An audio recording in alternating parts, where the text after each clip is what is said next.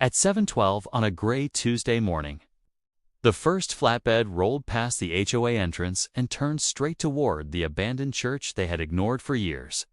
By the time the second truck pulled in, Ward President Brenda Sterling was already standing on the sidewalk in her robe, coffee in one hand, phone in the other, staring like she had just watched a ghost unlock the front gates. 3 weeks earlier, Brenda had laughed when I signed the closing papers. She told 2 neighbors that buying that crumbling old church was the dumbest investment anyone had made. In this county, according to her, the roof leaked, the lot was worthless, and the place would sit empty until it collapsed into a pile of rotten wood and bad memories. But that morning, the gravel was fresh, the survey stakes were in, and a row of bright orange markers cut across the side yard, like a countdown timer. Then she saw the temporary sign near the road. Private commercial parking, authorized truck access only. That was the exact moment her face changed, because she finally understood I had not bought a dead building beside the HOA. I had bought the one piece of land they could see every single day, but could no longer control. Before I tell you what happened next, subscribe to Karen Conflict and comment your state below. Most people in this county saw that church as an eyesore with a steeple. I saw a location everyone else had gotten too lazy to understand. It sat on a narrow piece of land right beside the HOA entrance, close enough that every resident passed it, but just outside the neighborhood boundary where their rules stopped having real power. That detail mattered more than the broken windows, the sagging gutters, or the faded white paint peeling off the clapboard walls. The building had been empty for nearly 8 years. Before that, a small congregation used it for Sunday services, potlucks, and the occasional charity drive. But once attendance dropped and repairs got expensive, the place was abandoned and slowly became part of the background. Weeds climbed the side fence. The parking area cracked open. Half the town forgot it even had an owner. The HOA loved that. An empty church next door meant silence, no traffic, and no questions about who really controlled that corner. They treated it like a dead buffer zone, something that existed for their benefit without them ever paying for it. What they never understood was simple. A neglected property next to a controlling HOA is not worthless. In the right hands, it becomes leverage. And the day I noticed where that church sat, I stopped seeing a ruin and started seeing the most strategic lot in the county. My name's Elias Vance, and by the time I bought that church, the HOA already knew exactly who I was. I ran a small freight support business on the edge of town. Nothing flashy. 2 service trucks, a yard lease, short-term trailer storage, and a steady stream of owner-operators who needed a safe place to park between loads. Most of my work was practical, local, and boring to anyone who didn't understand trucking. But boring businesses keep counties alive. They move lumber, feed, roofing, fencing, fuel, and everything else people pretend arrives by magic. The HOA hated that kind of reality. To them, I was not a businessman. I was the truck guy. The one they blamed whenever they heard diesel brakes on the highway or saw mud on a shoulder after rain. Never mind that my property sat outside their boundary. Never mind that my drivers followed county rules better than half. The residents complaining about them? In their minds, I represented the exact future they did not want near their entrance. Work, noise, utility, and people who earned with their hands instead of policing other people's mailboxes. We had crossed paths before.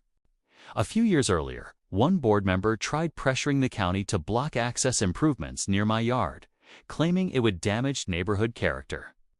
Another sent me a letter about commercial overflow parking that wasn't even on my land.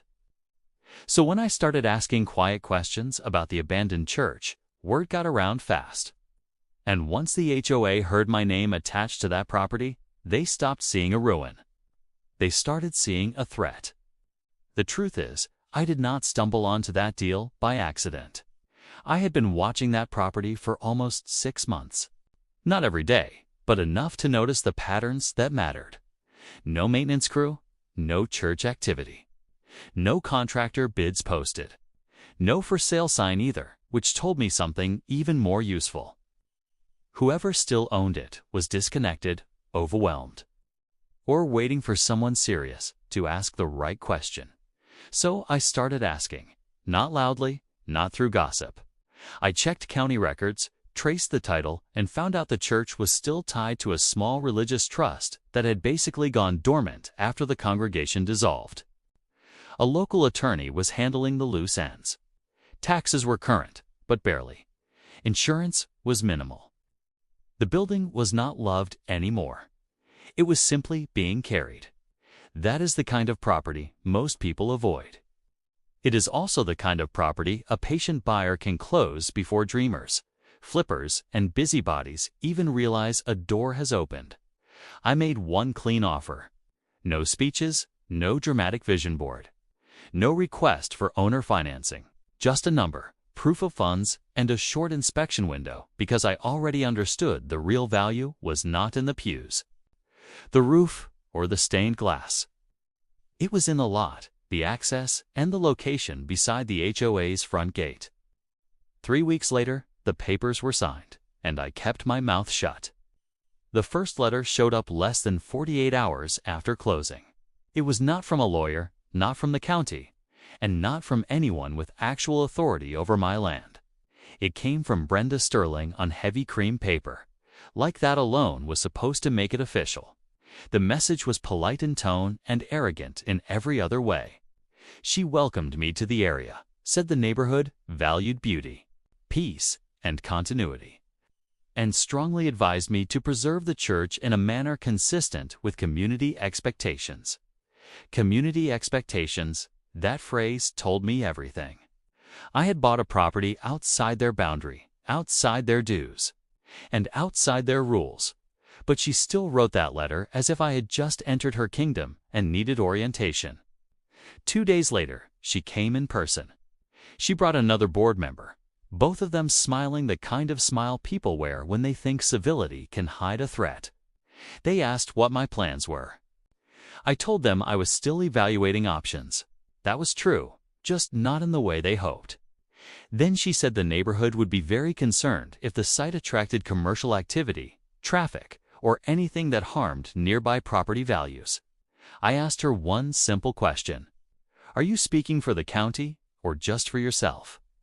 That landed harder than any speech could have, because the truth was obvious, even if she did not want to admit it. The sale was done. The deed was recorded. And for the first time, the HOA was standing next to a property they could complain about all day without controlling for a single minute. What the HOA never understood was that I did not buy that church to restore it, flip it, or turn it into some charming little event venue with string lights and reclaimed wood signs. I bought it because the lot solved a problem my business had been dealing with for years. Safe truck parking is hard to find around this county. Drivers need somewhere legal, visible, and close to the highway where they can stage equipment, park overnight between jobs, or leave work rigs without worrying about theft. Fines or residents calling in complaints just because a vehicle looks too industrial for their taste. That church lot had direct road access, enough width for rework, and just enough separation from the HOA line to make their opinions irrelevant. So my plan was simple. Not glamorous, not emotional. Just profitable. Clean up the entrance, bring in gravel, mark off spaces, add lighting, fencing, and a coated gate later. Keep the old building standing for now, but make the land start earning immediately. I was not trying to create chaos. I was turning a dead property into working ground. That is what bothered them most. If I had bought the church and let it sit, they would have loved it. If I had poured money into making it pretty, they would have bragged about the neighborhood improving. But the second that property became useful in a way they could not control, their concerns stopped being about beauty. It became about power. Once the HOA realized I was serious, they stopped pretending this was a friendly neighborhood concern and started attacking from every angle they could find. First came the phone calls to county planning. They argued the property would create noise, visual blight, drainage problems, safety hazards, and commercial disruption for nearby families.